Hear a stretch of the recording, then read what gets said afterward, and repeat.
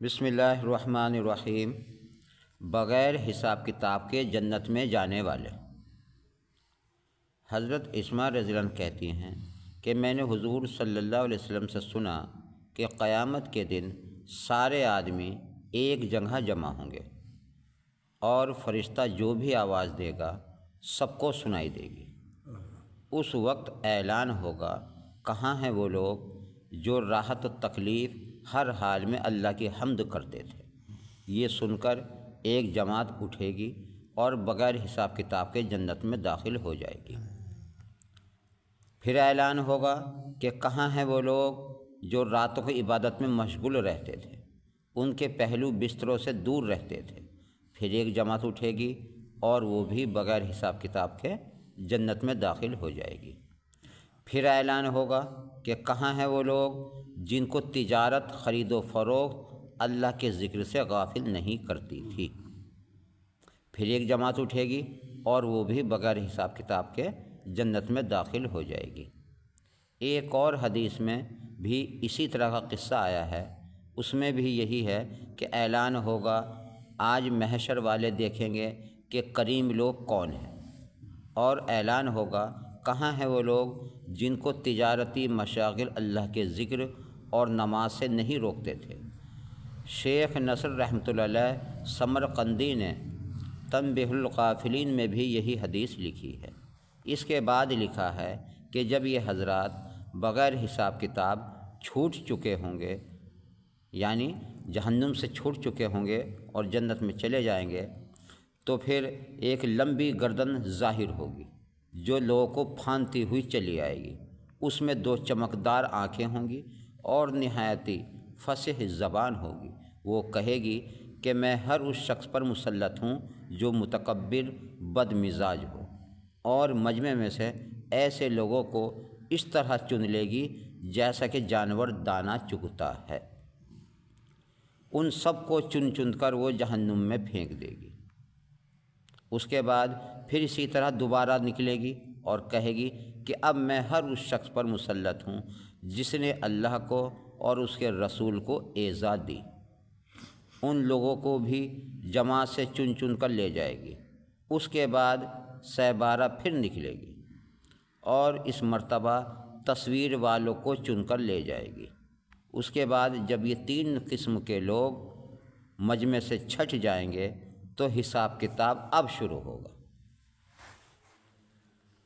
کہتے ہیں کہ پہلے زمانے میں شیطان آدمیوں کو نظر آتا تھا۔ پہلے زمانے میں شیطان آدمیوں کو نظر آتا تھا۔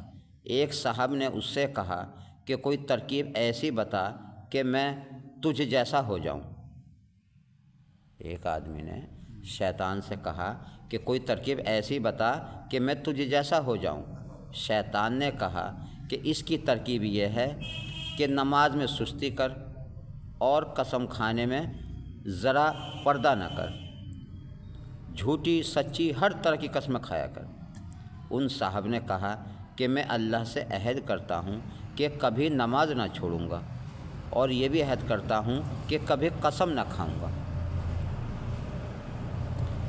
شیطان نے کہا کہ تیرے سوا مجھ سے چال کے ساتھ کسی نے کچھ نہیں لیا۔ میں نے بھی عہد کر لیا کہ آدمی کو کبھی نصیحت نہیں کروں گا۔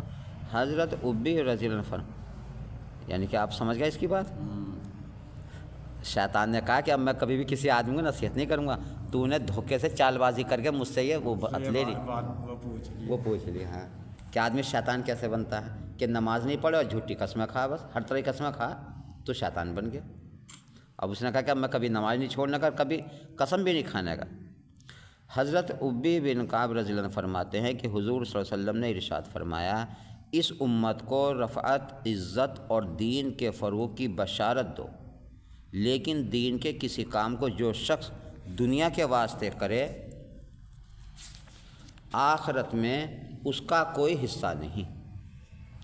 ایک حدیث میں آیا ہے کہ حضور اقدس صلی اللہ علیہ وسلم ارشاد فرماتے ہیں کہ میں نے حق تعالی شانہ کی بہترین صورت میں زیارت کی۔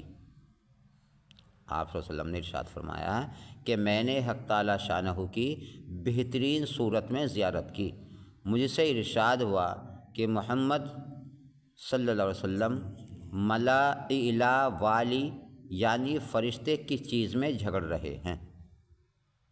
میں نے عرض کیا مجھے تو علم نہیں، تو حق تعالی شانہ نے اپنا دست مبارک میرے سینے پر رکھ دیا، جس کی ٹھنڈک سینے کے اندر تک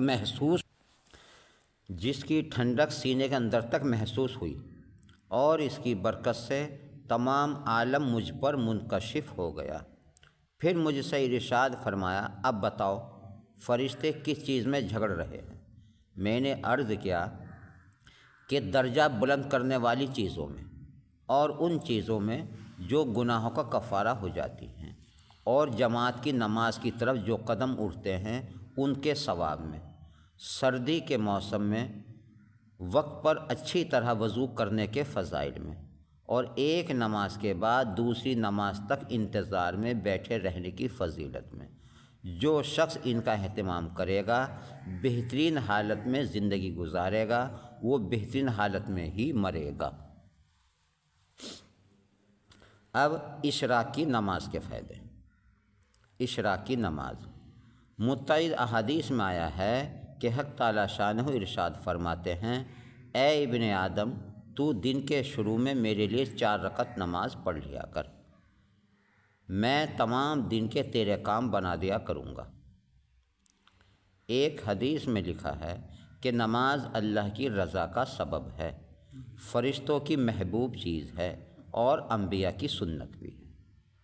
اس سے معرفت کا نور پیدا ہوتا ہے، دعا قبول ہوتی ہے، رزق میں برکت بھی ہوتی ہے، یہ ایمان کی جڑ ہے اور بدن کی راحت ہے، دشمن کے لیے ہتھیار ہے، نمازی کے لیے سفارشی ہے، قبر میں چراغ ہے، اور اس کی وحشت میں دل بہلانے والی ہے، منکر نکیر کے سوال کا جواب ہے، اور قیامت کی دھوپ کا سایہ ہے، اور اندھیرے میں روشنی ہے، جہنم کی آگ کے لیے یہ آڑ ہے، اعمال کی ترازو کا یہ وزن ہے، پل صراط پر جلدی سے گزارنے والی اور جنت کی کنجی ہے۔ حافظ ابن حجر نے منقبات میں حضرت عثمان غنی رضی اللہ عنہ سے نقل کیا ہے کہ جو شخص نماز کی محافظت کرے، اوقات کی پابندی کے ساتھ اس کا اہتمام کرے، حق تعالی شانہ اس کو 9 چیزوں کے ساتھ اس کا اکرام فرماتے ہیں۔ اب وہ 9 چیز سنیے کون کون سی ہیں جو آدمی وقت کے اوپر نماز پڑھتا ہے اس کا 9 چیزوں کے ساتھ اکرام کیا جاتا ہے۔ نمبر 1 تو یہ کہ اس کو خود محبوب رکھتے ہیں، اللہ تعالیٰ اس کو خود محبوب رکھتے ہیں۔ نمبر 2 تندرستی عطا فرماتے ہیں۔ نمبر 3 فرشتے اس کی حفاظت کرتے ہیں۔ چوتھے اس کے گھر میں برکت عطا فرماتے ہیں۔ 5ویں اس کے چہرے پر صلح کے انوار ظاہر ہوتے ہیں۔ 6 اس کا دل نرم فرماتے ہیں۔ 7ویں وہ پل صراط پر تجلی کی طرح گزر جائے گا۔ 8ویں جہنم سے نجات فرما دیتے ہیں۔ 9 جنت میں ایسے لوگوں کا پڑوس نصیب ہوگا جن کے بارے میں لا خوف علیہم ولا هم یحزنون، یہ آیت وارد ہے، یعنی قیامت میں نہ ان کو کوئی خوف ہوگا نہ وہ غمگین ہوں گے۔ حضور صلی اللہ علیہ وسلم کا ارشاد ہے کہ نماز دین کا ستون ہے، اور اس میں 10 خوبیاں ہیں۔ نماز دین کا ستون ہے اور اس میں 10 خوبیاں ہیں۔ اب وہ خوبیاں سنیے آپ۔ نمبر 1 چہرے کی رونق، نمبر 2 دل کا نور، نمبر 3 بدن کی راحت اور تندرستی کا سبب ہے، قبر کا انس ہے۔ نمبر 4 قبر کا انس ہے۔ نمبر 5 اللہ کی رحمت اترنے کا ذریعہ ہے، آسمان کی کنجی ہے۔ یہ نمبر 6 آسمان کی کنجی ہے۔ نمبر 7 اعمال ناموں کی ترازو کا وزن ہے کہ اس سے اس کا نیک اعمال کا پلڑا بھاری ہو جاتا ہے۔ نمبر 8 اللہ کی رضا کا سبب ہے۔ نمبر 9 جنت کی قیمت ہے، اور نمبر 10 دوزخ کی آڑ ہے۔ سب سے بڑی بات تو یہ ہے کہ دوزخ کی آڑ ہے۔ اس کے علاوہ 9 چیزیں آپ نے سنی لی۔ جس شخص نے اس کو قائم کیا، جس شخص نے ہاں یعنی نماز کو قائم کیا، اس نے دین کو قائم کیا، اور جس نے نماز کو چھوڑا اس نے اپنے دین کو چھوڑ دیا۔ ایک حدیث میں وارد ہوا کہ گھر میں بھی نماز پڑھنا چاہیے، گھر میں نماز پڑھنا چاہیے، کیوں کہ گھر میں نماز پڑھنا نور ہے۔ نماز سے اپنے گھروں کو منور کیا کرو۔ جن گھروں میں نماز نہیں ہوتی وہ بے نور ہو جاتے ہیں، اکثر آپ نے دیکھا ہوگا لڑائی جھگڑے دنیا بھر کی۔ تو اس لیے اپنے گھروں میں نماز پڑھا کرو، کیونکہ نماز نور ہے، اور نماز سے اپنے گھروں کو منور کیا کرو۔ اور یہ تو مشہور حدیث ہے کہ میری امت قیامت کے دن وضو اور سجدے کی وجہ سے روشن ہاتھ پاؤں والی ہوگی، جی روشن چہرے والی ہوگی، اسی علامت سے دوسری امتوں سے پہچانی جائے گی۔ ایک حدیث میں آیا ہے کہ جب آسمان سے کوئی بلا آفت نازل ہونے والی ہوتی ہے تو مسجد کے آباد کرنے والوں سے ہٹا لی جاتی ہے۔ جب آسمان سے کوئی بلا نازل ہونے والی ہوتی ہے تو مسجد کے آباد کرنے والوں سے ہٹا لی جاتی ہے۔ متعدد احادیث میں آیا ہے کہ اللہ تعالی نے جہنم پر حرام کر دیا ہے کہ وہ سجدے کے نشان کو جلائے، یعنی اگر اپنے اعمال بد کی وجہ سے وہ جہنم میں چلا بھی گیا تو سجدے کا نشان جس جگہ ہوگا اس جگہ پر جہنم کی آگ اثر نہیں کرے گی۔ اب کچھ لوگ سوچتے ہیں کہ جی سجدے کا نشان تو بھائی یہی ہے، یوں نہیں ہے، سجدے کا نشان 7 جگہوں پر ہے۔ آپ نے سنی ہوگی، پہلے حدیث آئی تھی کہ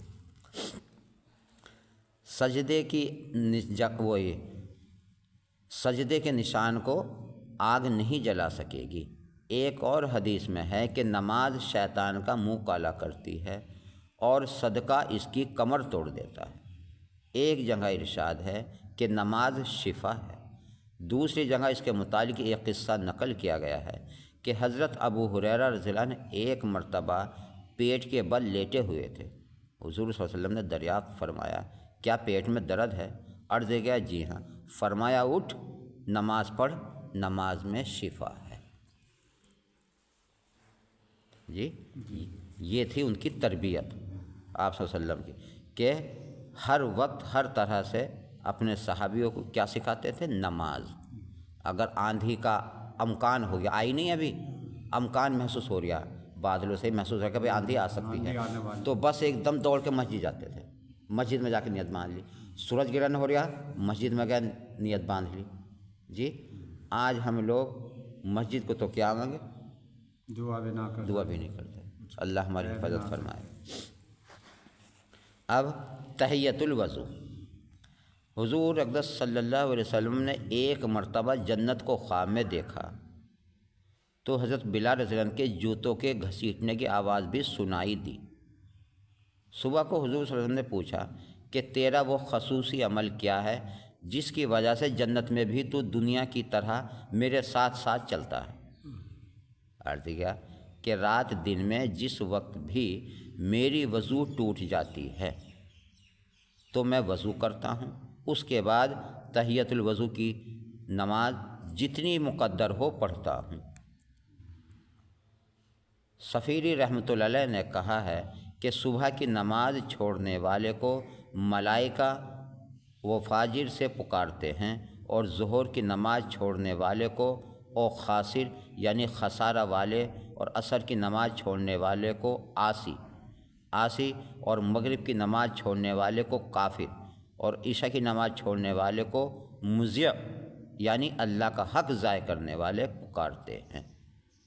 علامہ شورانی رحمۃ اللہ علیہ فرماتے ہیں کہ یہ بات سمجھ لینی چاہیے کہ مصیبت ہر اس آبادی سے ہٹا دی جاتی ہے جہاں کے لوگ نمازی ہوں، جیسا کہ ہر اس آبادی پر نازل ہوتی ہے جہاں کے لوگ نمازی نہ ہوں۔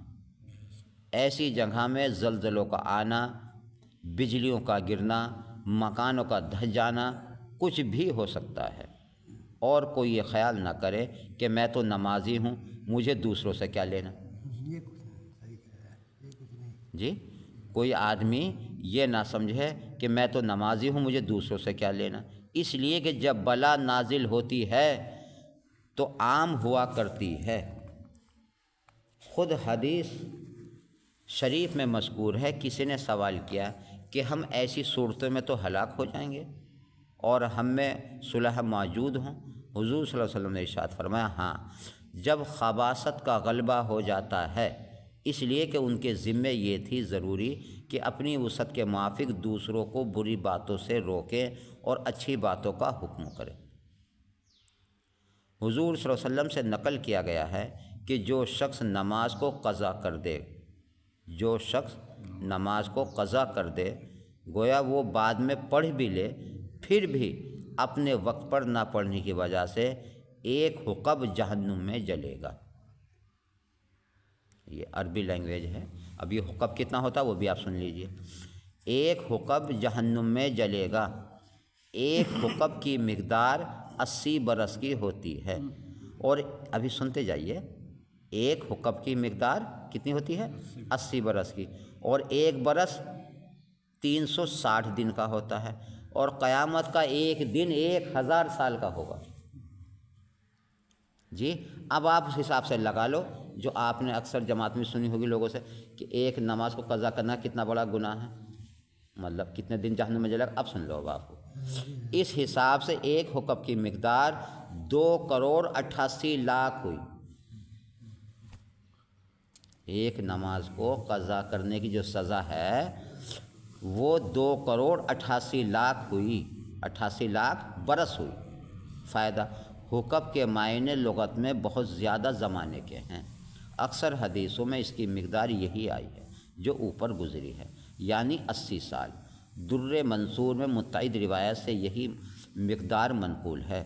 حضرت علی رضی اللہ عنہ نے ہلال ہجری رحمۃ اللہ علیہ سے دریافت فرمایا کہ حقب کی کیا مقدار ہے، انہوں نے بھی یہی بتائی کہ 80 برس کا ہوتا ہے، اور ہر برس 12 مہینے کا ہوتا ہے، اور ہر مہینہ 30 دن کا ہوتا ہے، اور ہر دن 1000 سال کا ہوتا ہے۔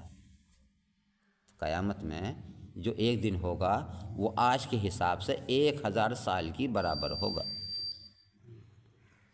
حضرت عبداللہ بن مسعود رضی اللہ عنہ سے بھی صحیح روایت سے 80 برس منقول ہے۔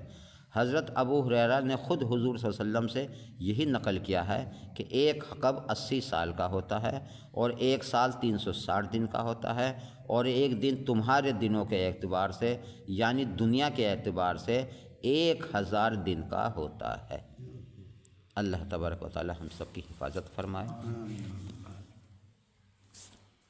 سبحان اللہ و بحمدہ، سبحانک اللہم و بحمدک، ونشہد ان لا الہ الا انت، نستغفرک و نتوب الیک۔ سبحان ربک رب العزۃ عما یصفون، وسلام علی المرسلین، والحمد للہ رب العالمین۔ یہ تھی آج کی ہماری تعلیم، آپ کو کیسی لگی آپ ہمیں کمنٹس کر کے ضرور بتائیں، اور بھی اسی طرح کی مزید ویڈیو دیکھنے کے لیے آپ ہمارے چینل کو سبسکرائب کریں، بیل آئیکن دبائیں تاکہ سبھی طرح کی نوٹیفیکیشن آپ تک پہنچ سکے۔ اپنا اور اپنوں کا خیال رکھیں، نماز پڑھتے رہیں، اور اللہ تبارک و تعالیٰ سے دعا کرتے رہیں کہ اللہ تبارک و تعالیٰ ہم کو 5 گانا نماز پڑھنے کی توفیق عطا فرمائے۔ آمین ثم آمین۔ جزاک اللہ۔